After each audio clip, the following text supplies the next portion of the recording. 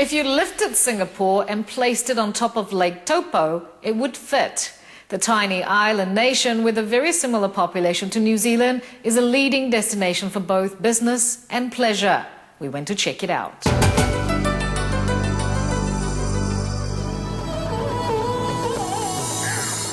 At first glance, this sprawling metropolis located on the southern tip of the Malay Peninsula appears shockingly modern and anonymous. Singapore, named Lion City in the 14th century by a Sumatran prince, is far from anonymous. Between the Malay, Portuguese and the Dutch control, Singapore remained a fishing village.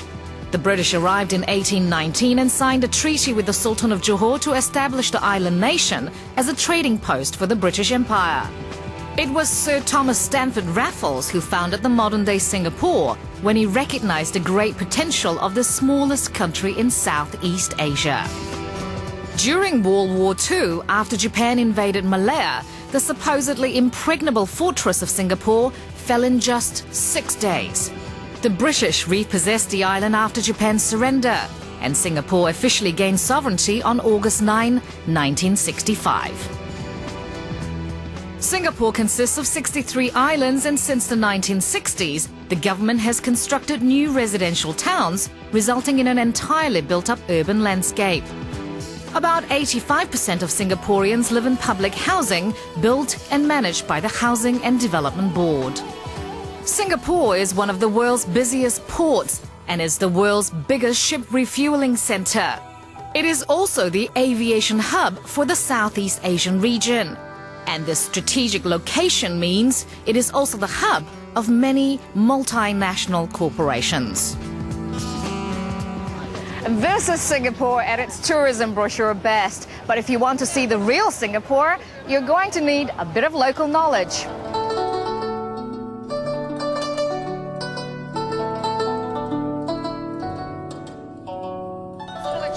To show me around, I called upon local journalist Philip Goh, who went to school in Christchurch and went to Victoria University, and still catches an all-black game whenever he can.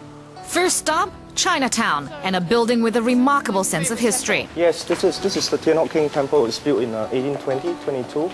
It's quite old. It's built to honor the goddess of the sea, Matu. And that's the goddess? The goddess Matu protects the people who are seafarers. So as we all know, Singapore was started by a bunch of seafarers who came here to start their trade. So the seafarers are very important to the Chinese people. So this temple is actually very important to the Chinese people who settled in Singapore? Yes. Well, built in 1820s, not a single nail used for the entire temple. They brought in the floor and ceiling tiles from Holland, and they even brought in the iron gates from Scotland. And that temple in 1820? In 1820s, yes, because the port was nearby, and they could just easily bring them in. Goodness, and not a single nail used? Not a single nail used. The Chinese craftsmen were really quite proud of their skills.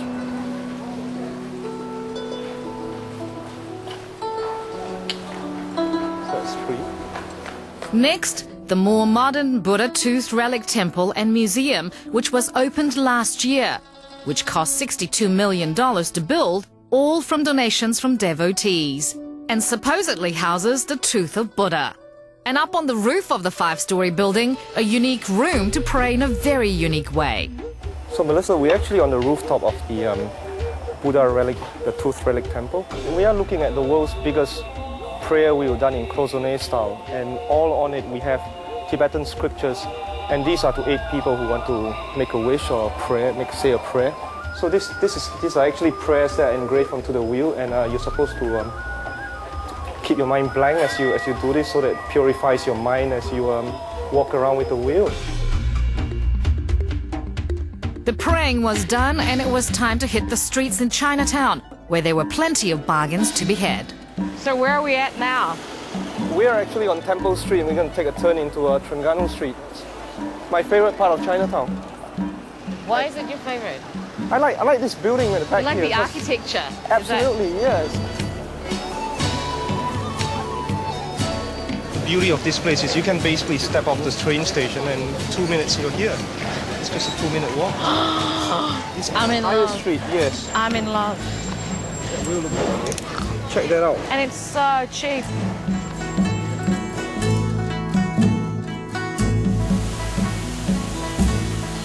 From Chinatown, we travel to the Botanic Gardens.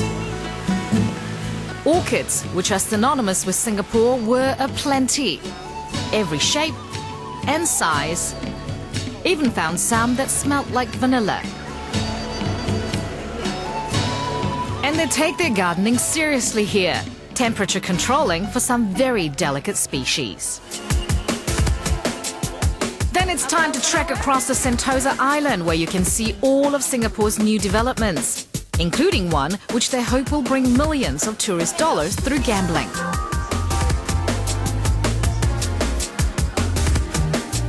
And they're wanting to cash in on the pristine resorts like these, which we only saw from afar. And there was a bit of fun at my expense. I have to say I'm very glad New Zealand is a snakeless country. Open your eyes and you hold it here and look at the camera. So why is Singapore so successful? Perhaps it's their business ingenuity. We decided to track down a business which has won many accolades, the Chien Hu Corporation, whose business is fish, very expensive fish, arowana. Oh, for arowana, I think for the businessmen, especially in Asia, it's a symptoms of prosperity, and they will bring good luck to them. And many of the businessmen, they believe in feng shui, so they will put arowana in the office, some put arowana in their home to have good luck. Say. In the history, we sold. For one arowana, nearly 100,000 Singapore dollars. We grow only arowana in our farm, and we export about 500 kinds of species. Tropical fish, cold water fish, but we don't do marine fish at the moment. So our company export to about 70 over countries. So every week we have to pack few thousand packs and ship out to all over the world. In the weekends, I think we have about nearly 2,000 tourists coming in. They will come to our fish farm and take a look at them. They can look at the fish, they can play with the fish, they can catch the fish, they can have the spa fish here also. We have a spa fish here, it's quite popular now.